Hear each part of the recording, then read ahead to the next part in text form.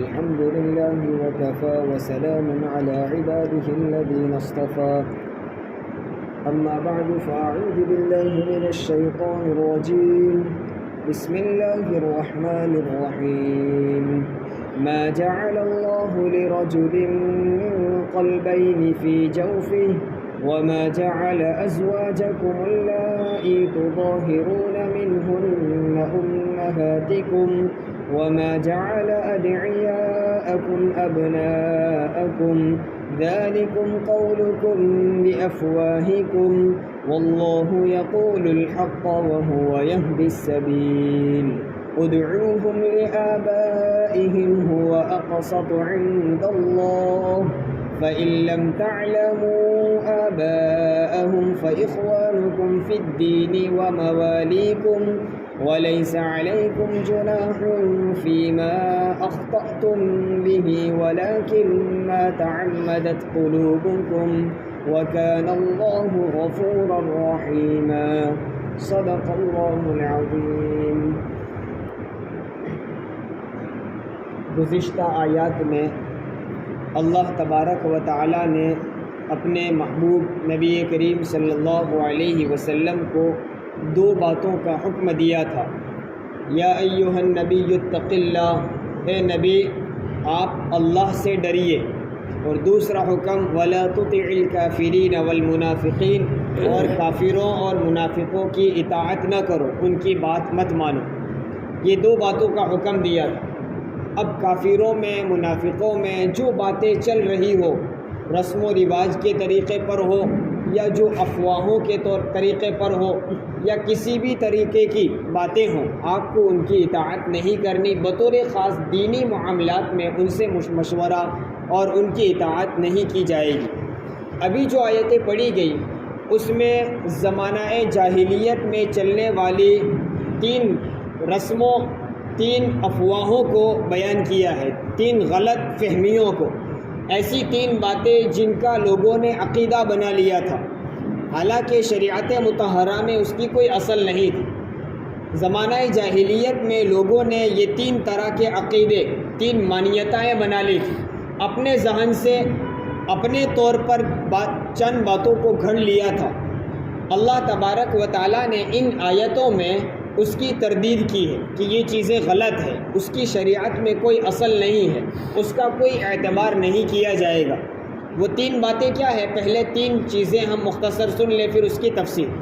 پہلی بات، زمانہ جاہلیت میں جو آدمی ذہین ہوتا، جس کا حافظہ قوی ہوتا، جس کو بہت پرانی باتیں بھی یاد رہتی، جس کا حافظہ قوی ہوتا، اس زمانے میں ایسے شخص کے بارے میں لوگ یوں کہا کرتے تھے کہ اس کے سینے میں دو دل ہے۔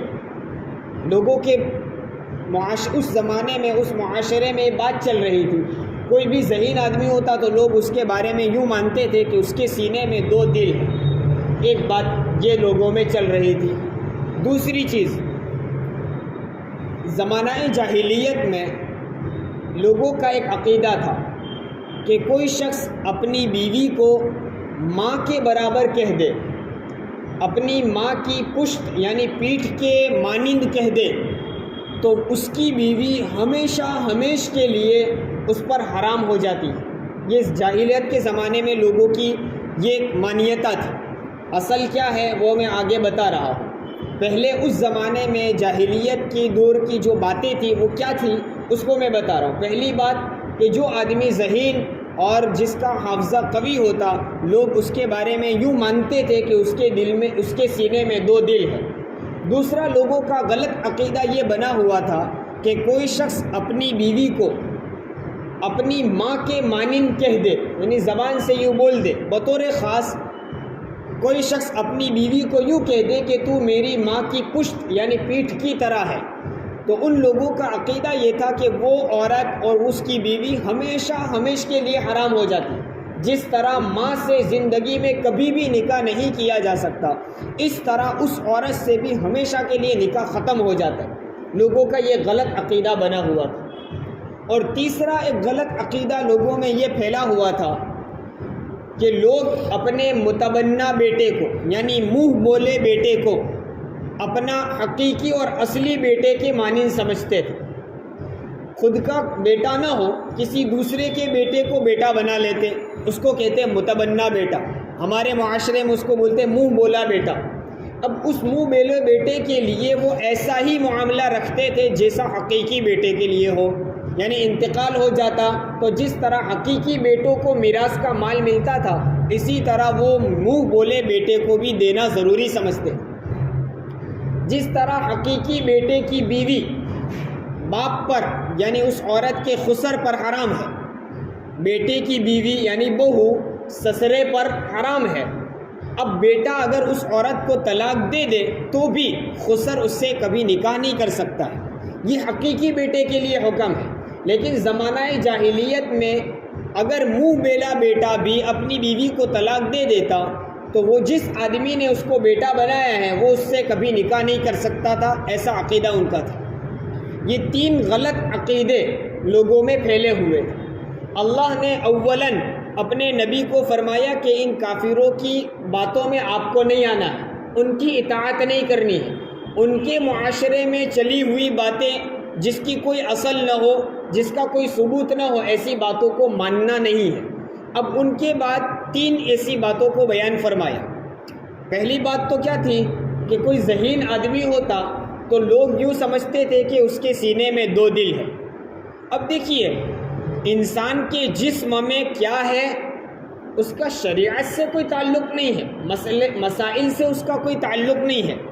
وہ ایک ڈاکٹری فن ہے, فن طب جس کو کہا جاتا ہے. ڈاکٹر جانتا ہے کہ انسان کے سینے میں, انسان کے دل میں کیا ہوتا ہے, رگیں کہاں سے کہاں جڑتی ہے وغیرہ وغیرہ. یہ سب ڈاکٹری لائن کی باتیں ہیں. اگر شریعت میں اور قرآن میں اس کی تردید نہ کی جاتی اور یوں کہا نہ جاتا کہ اس کے سینے میں 2 دل نہیں ہے, ایک ہی دل ہے, تو بھی کوئی مسئلے پر فرق پڑنے والا نہیں تھا. شریعت کی جو مسائل ہے اس پر کوئی اثر پڑنے والا نہیں تھا. لیکن بعد کی جو 2 چیزیں تھیں جو زمانہ جاہلیت میں چل پڑی تھی وہ ایسی خطرناک تھی کہ اس کی وجہ سے بہت سارے مسائل پر اثر پڑتا تھا. وہ میں ابھی آگے بتا رہا ہوں. تو ان مسائل پر اثر پڑنے کی وجہ سے بطور خاص ان 2 چیزوں پر روک لگانا تھا. ایک یہ کہ اگر بیوی کو ماں کی پشت کی طرح کہا جائے تو وہ ہمیشہ کے لیے حرام نہیں ہوتی, اور دوسری کہ منہ بولا بیٹا حقیقی بیٹے کی طرح نہیں ہے. ان 2 عقیدوں کو روکنا تھا. اس لیے پہلا ایک اور عقیدہ بھی بیان کر دیا کہ کسی انسان کے سینے میں اللہ نے 2 دل نہیں بنائے ہیں. ما جعل اللہ لرجل من قلبین فی جوفہ, اللہ نے انسان کے لیے اس کے سینے میں 2 دل نہیں بنائے. تمہارا جو عقیدہ ہے اور تمہارا جو ماننا ہے کہ جو آدمی بہت زیادہ ذہین ہو, جس کا حافظہ بہت قوی ہو, اس کے سینے میں 2 دل ہوتے ہیں, تو یہ صرف تمہاری زبان کی بات ہے. تمہارے کہنے سے کسی انسان کے سینے میں 2 دل آ جاوے ایسا نہیں ہے. اب آگے اس بات کو بیان کر کے اللہ سمجھانا چاہتے ہیں کہ دیکھیے یہ ایک ظاہر سی بات ہے, تم صرف زبان سے بول دیتے ہو, اس سے کسی کے سینے میں 2 دل ہو جانے والے نہیں ہیں. اگر انسان کا سینہ چیک کیا جائے تو اس میں 2 دل نکلیں گے بھی نہیں. تو جس طرح کسی انسان کے سینے میں 2 دل نہیں ہوتے یہ تمہارا عقیدہ غلط ہے, اسی طرح تمہارا یہ عقیدہ بھی غلط ہے کہ کوئی آدمی اپنی بیوی کو ماں کی پشت کی طرح کہہ دے تو وہ ہمیشہ کے لیے حرام ہو جائے. یہ تمہارا عقیدہ غلط ہے. بات سمجھ میں آئی؟ حقیقت میں بعد والے 2 مسئلوں کو سمجھانا تھا. اس 2 مسئلوں کو سمجھانے کے لیے پہلا مسئلہ بیان کیا جو ڈاکٹری لائن سے تعلق رکھتا ہے کہ جس طرح کسی انسان کے سینے میں 2 دل نہیں ہوتے یہ تمہارا عقیدہ غلط ہے. تم زبان سے کہتے ہو لیکن حقیقت ایسی نہیں ہے. اسی طرح اس مسئلے میں بھی تم صرف زبان سے کہتے ہو کہ کوئی آدمی اپنی بیوی کو ماں کی پشت کی طرح کہہ دے تو وہ ہمیشہ کے لیے حرام ہو جائے. یہ تمہارا عقیدہ غلط ہے.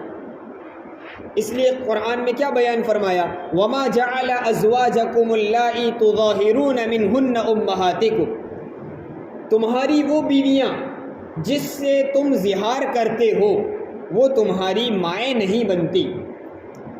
یہ جو ماں کی پشت کی طرح کہنا یعنی کوئی آدمی, اب مسئلہ سمجھے, کوئی شخص اپنی بیوی کو یوں کہہ دے کہ تو میری ماں کی پیٹھ کی طرح ہے, تو جاہلیت کے دور میں لوگ یوں سمجھتے تھے کہ وہ عورت ہمیشہ کے لیے حرام ہو گئی، اور اس کو ان کی اصطلاح میں، ان کی پریبھاشا میں زہار کہا جاتا ہے، اس لیے کہ عربی میں پشت کو، پیٹھ کو زہرن کہتے ہیں، زہرن کا معنی ہے پیٹھ، اسی مناسبت سے اس عمل کو زہار کہا جاتا ہے۔ اب زہار کے متعلق لوگوں کا عقیدہ یہ تھا کہ ایک مرتبہ بول دیا تو ہمیشہ کے لیے بیوی حرام ہو گئی۔ شریعت کہتی ایسی بات نہیں، ہمیشہ کے لیے حرام نہیں، تو پھر کیا ہوتا ہے؟ ہاں، حرام اگرچہ ہمیشہ کے لیے نہیں ہوتی ہے، لیکن یہ کہنا گناہ ہے۔ اس کی وضاحت کو اور اس کی تفصیل کو اللہ رب العزت نے سورہ مجادلہ کے شروع میں 28ویں پارے کے شروع میں بیان فرمایا ہے۔ کیا کہا ہے کہ تم جو یہ باتیں کہہ رہے ہو کہ عورت ہمیشہ کے لیے حرام ہو گئی، یہ تمہارا کہنا جھوٹ اور گناہ ہے۔ اس سے یہ معلوم ہوا کہ اگر عورت ہمیشہ کے لیے حرام نہیں ہوتی، لیکن اپنی بیوی کو ماں کی پشت کی طرح کہنا یہ گناہ ہے۔ اب پشت کی طرح کہا ہو یا کسی اور عضو کی طرح، دیکھیے اب زہار شریعت میں کس کو کہتے ہیں؟ اپنی بیوی کو کسی اپنی محرم عورت کے ایسے عضو کے ساتھ تشبیہ دینا جس عضو کا دیکھنا ناجائز ہے۔ کیا مطلب ہے؟ بعض عورتیں وہ ہیں جن سے ہمارا پردہ نہیں ہے، وہ ہماری محرم ہے، ماں ہے، بہن ہے، بیٹی ہے، وہ سب ہماری محرم ہے، ان سے ہمارا پردہ نہیں ہے، لیکن پھر بھی ان کے تمام اعضاء کا دیکھنا جائز نہیں ہے۔ جو عورتیں ہمارے لیے محرم ہیں اس کے ہر عضو کو اور اس کے پورے جسم کو دیکھنا جائز نہیں ہے، اور یہ ہم سب جانتے ہیں۔ اب جن اعضاء کو دیکھنا جائز نہیں ہے اس میں پشت بھی، ماں کی پیٹھ دیکھنا بھی جائز نہیں ہے۔ اب اگر کوئی آدمی اپنی بیوی کو یوں کہہ دے کہ تو میری ماں کی پیٹھ کی طرح ہے، یا پیٹھ کے علاوہ کوئی ایسا عضو بولے جس کا دیکھنا جائز نہیں ہے، اگر بیوی کو یہ کہتا ہے تو شریعت پہلے تو یہ کہتی ہے کہ آپ نے یہ گناہ کا کام کیا۔ اب اس کا کفارہ کیا ہوگا؟ کہتے اس کا کفارہ تو توبہ ہی ہے۔ دنیا میں اس کا کفارہ صرف بول دیا تو ابھی کفارہ نہیں ہے، ابھی اس کا کفارہ یہ ہے کہ اللہ سے معافی مانگو اور توبہ کرو۔ ہاں، لیکن اگر بیوی کو آپ نے ایسا بول دیا ہے تو جاہلیت کے لوگ جس طرح کہتے تھے کہ ہمیشہ کے لیے حرام ہو گئی، ویسا تو شریعت نہیں کہتی۔ ہاں، لیکن اتنی بات ضرور کہتی ہے کہ ابھی آپ اپنی بیوی سے جماع نہیں کر سکتے، ابھی آپ اپنی بیوی سے قریب نہیں ہو سکتے، قریب ہونے کے لیے کفارہ دینا پڑے گا۔ مسئلہ صحیح سمجھ رہا۔ شریعت کیا کہتی ہے؟ اگر کسی آدمی نے اپنی بیوی کو محرم عورت کے جیسا کہہ دیا، محرم عورت کے جن اعضاء کو دیکھنا جائز نہیں ہے ان اعضاء کے ساتھ تشبیہ دے دی، تو شریعت کہتی ہے پہلی چیز یہ ہوئی کہ آپ نے گناہ کیا۔ دوسری بات، اگر آپ اس بات کے بول دینے کے بعد اگر آپ اپنی بیوی سے جماع کرنا چاہتے ہیں، بیوی سے قریب ہونا چاہتے ہیں، تنہائی میں اختلاط کرنا چاہتے ہیں، تو ابھی کر نہیں سکتے۔ اب کیا کرنا پڑے گا؟ اس کا پہلے کفارہ دینا پڑے گا۔ کفارہ دو گے تو آپ کی بیوی سے آپ کا جماع کرنا حلال ہوگا۔ دیکھیے، ہمیشہ کے لیے حرام نہیں، اس کا سولوشن رکھا ہے۔ جاہلیت کے لوگ کیا سمجھتے تھے؟ اب اس کا کوئی سولوشن نہیں ہے، اس کا کوئی اکیل نہیں ہے، اب ہمیشہ کے لیے حرام ہو گئی۔ جیسے ماں سے کبھی نکاح نہیں کر سکتے، اس طرح اس سے بھی نکاح حرام ہو گیا۔ شریعت کہتے ایسا نہیں ہے، ہاں ابھی آپ پر ہم نے پابندی لگا دی، ابھی آپ کی بیوی سے آپ کے لیے جماع کرنا حلال نہیں، لیکن اس کا سولوشن ہے۔ کیا ہے؟ کفارہ دو۔ اب کفارہ کیا دینا ہے؟ سورہ مجادلہ میں اس کو بیان فرمایا ہے۔ سب سے پہلا کفارہ میں پہلا کام یہ کرنا ہے کہ کوئی ایک غلام یا باندی کو آزاد کرنا ہے، غلام یا باندی کو آزاد کرنا ہے۔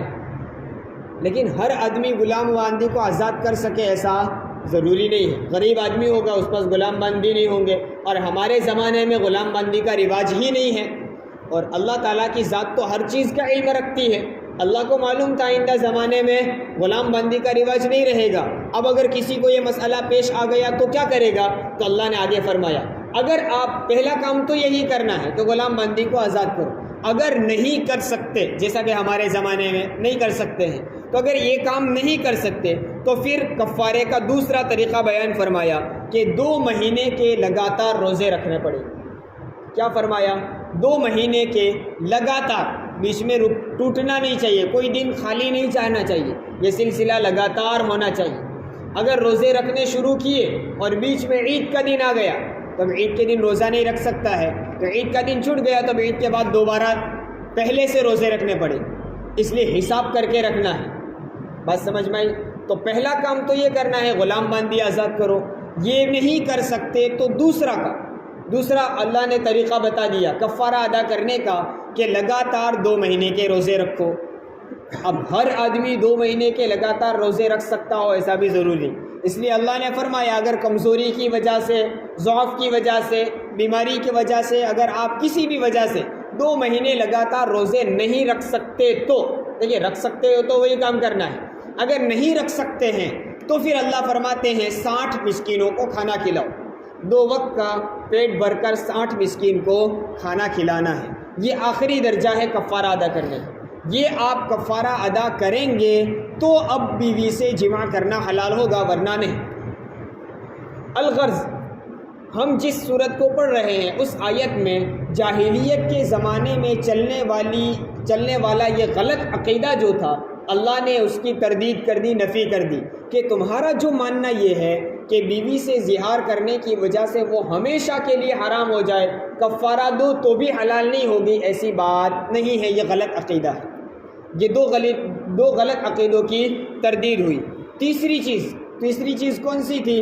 متبنہ یعنی منہ بولے بیٹے کو وہ حقیقی بیٹا سمجھتے تھے، اللہ نے اس کی بھی نفی فرمائی، وَمَا جَعَلَ أَدْعِيَاءَكُمْ أَبْنَاءَكُمْ، اور تمہارے منہ بولے بیٹے یہ تمہارے سچ مچ کے بیٹے نہیں ہیں، تمہارے حقیقی بیٹے نہیں ہیں، اس لیے تمہارے مرنے کے بعد تمہارے حقیقی اولاد کو میراث ملے گی، اس کو نہیں ملے گی، چاہے آپ نے پالا ہو، سال ہر سال آپ کے پاس رہا ہو، لیکن آپ کا یہ نسبی بیٹا نہیں ہے، آپ کے نطفے سے، آپ کے خون سے پیدا نہیں ہوا تو میراث بھی اس کو نہیں ملے گی۔ تمہارے منہ بولے بیٹے نے اپنی بیوی کو اگر طلاق دے دی تو اب تم ان سے نکاح کر سکتے ہو، یہ حقیقی بیٹے کی طرح نہیں ہے کہ حقیقی بیٹے کی بیوی یعنی بہو کو اگر اس نے طلاق دے دی ہے تو اب خسر اس سے نکاح نہیں کر سکتا ہمیشہ کے لیے، یہ ہمیشہ کے لیے حرام ہے، تو وہ حقیقی بیٹے کا مسئلہ ہے، منہ بولے بیٹے کے لیے حکم نہیں ہے۔ یہ تیسرا مسئلہ اللہ تبارک و تعالیٰ نے سمجھایا، وَمَا جَعَلَ أَدْعِيَاءَكُمْ أَبْنَاءَكُمْ، کہ تمہارے منہ بولے بیٹے تمہارے حقیقی اور سچ مچ کے بیٹے نہیں ہیں۔ اب تم جو ان باتوں کو بولتے ہو، متبنہ بیٹے کو حقیقی بیٹا سمجھتے ہو، زہار کی گئی عورت کو ہمیشہ کے لیے حرام سمجھتے ہو، اللہ فرماتے یہ کیا ہے؟ ذَلِكُمْ قَوْلُكُمْ بِأَفْوَاهِكُمْ، یہ سب تمہارے منہ کی باتیں ہیں، یہ صرف تم تمہاری زبان سے بول دیتے ہو، ورنہ شریعت میں اس کی کوئی اصل نہیں ہے۔ واللہ یقول الحق وہو یہدی السبیل، کہتے تم تمہاری زبان سے سب بولتے ہو اور اللہ تو حق بات ہی بیان فرماتا ہے، وہو یہدی السبیل، اور وہ سیدھا راستہ بتلاتا ہے۔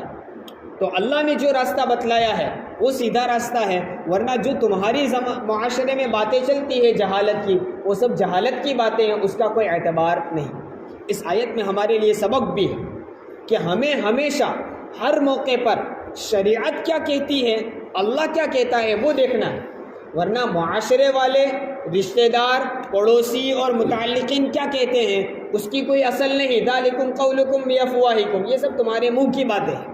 جو باتیں شریعت کے خلاف ہے، شریعت سے ٹکراتی ہے، ان باتوں کا کوئی اعتبار نہیں۔ واللہ یقول الحق، جو بات اللہ کہتا ہے وہ حق ہے، لوگ کیا کہتے ہیں وہ حق نہیں ہے، اور اللہ ہی سیدھا راستہ بتاتے، لوگ نہیں۔ لوگ جو باتیں کہتے ہیں اس کے مقابلے میں اللہ نے جو راہ بتائی ہے وہ باتیں سچی ہیں۔ آگے مزید وضاحت فرمائی ہے، واللہ یقول الحق وہو یہدی السبیل ادعوہم لآبائہم هو اقسط عند اللہ، جو منہ بولے بیٹے ہیں اس میں اشتباہ نہ ہو جائے، تم بھی ان کو بیٹا بیٹا کہتے ہو تو لوگ سمجھیں گے کہ یہ ان کے بیٹے ہی ہیں، تمہارے مرنے کے بعد تمہاری میراث بھی ان کو دینے لگیں گے، اس لیے اللہ فرماتے ہیں تم ان کو یعنی اپنے منہ بولے بیٹوں کو ان کے باپ کے نام سے پکارو، یعنی جب ان کا نام لکھنے کی ضرورت پڑے، جہاں ان کا نام درج کروانے کی ضرورت پڑے تو اب ان کا نام کے بعد تمہارا نام مت لو، بلکہ ان کا جو حقیقی باپ ہے وہ نام لکھواؤ۔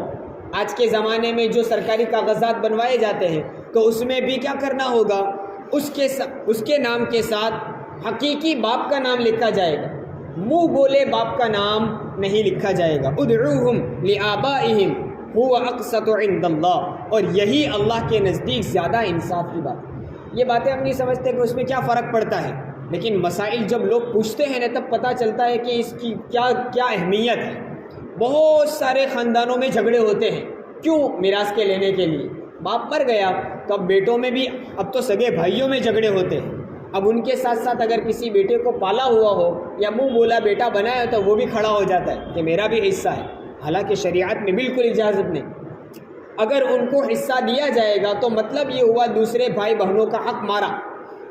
اگر کوئی اس طرح اس کا حصہ دے دے گا اور کوئی کہہ دے گا ہاں اس کو بھی دینا پڑے گا، اگر اس طرح غلط مسئلہ بیان کر دیا تو دوسرے بھائی بہنوں کا جن کا حق بنتا تھا ان سب کا حق مارنا لازم آئے گا. اب ان کا حق ہمیں ادا کرنا پڑے گا. اس لیے ادعوہم لآبائہم هو اقسط عند اللہ فإن لم تعلموا آباءہم. اللہ آگے فرماتے ہیں اگر تم ان کے باپ کو نہیں جانتے ہو، معلوم ہی نہیں اس کا حقیقی باپ کیا ہے، تو پھر کیا کرنا ہوگا؟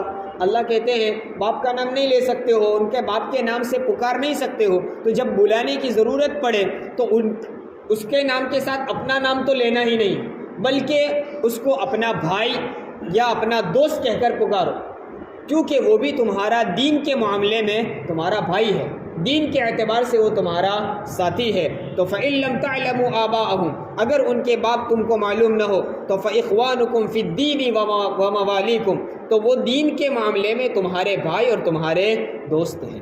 ہاں، شفقت کی وجہ سے بیٹا بولنا کوئی ناجائز بھی نہیں ہے، لیکن اس کی وجہ سے لوگوں کو غلط فہمی ہو سکتی ہے، اس لیے بچنا بہتر. اگر غلطی سے ہو جائے تو کوئی گناہ بھی نہیں ہے، اس لیے فرمایا وَلَيْسَ عَلَيْكُمْ جُنَاحٌ فِي مَا أَخْطَأْتُمْ بِهِ. اور جو تم سے غلطی ہو جائے اس میں تمہارے لیے کوئی گناہ بھی نہیں ہے. ہاں، جان بوجھ کر نہیں کرنا ہے، وَلَكِنْ مَا تَعَمَّدَتْ قُلُوبُكُمْ، لیکن جن چیزوں کو تم نے اپنے دل سے جان بوجھ کر جانتے تھے کہ غلط ہے اس کے باوجود کیا تو گنہگار ہوں گے، ورنہ غلطی سے ہو جائے تو اس میں کوئی گناہ نہیں ہے، اس لیے کہ وَكَانَ اللَّهُ غَفُورًا رَحِيمًا، اللہ تعالیٰ غفور بھی ہے رحیم بھی ہے، گناہوں کو معاف بھی کرتا ہے رحم بھی کرتا ہے. اس لیے غلطی سے کوئی گناہ ہو گیا تو اللہ معاف بھی کر دے گا، اور جان بوجھ کر گناہ کیا ہے تو بھی اللہ سے معافی مانگو، اللہ معاف کر دے گا، اس لیے کہ وہ غفور و رحیم ہے. اللہ تعالیٰ شریعت مطہرہ کے ان مسائل کو صحیح سمجھنے اور عمل کرنے کی ہمیں توفیق عطا فرمائے. سبحان اللہ.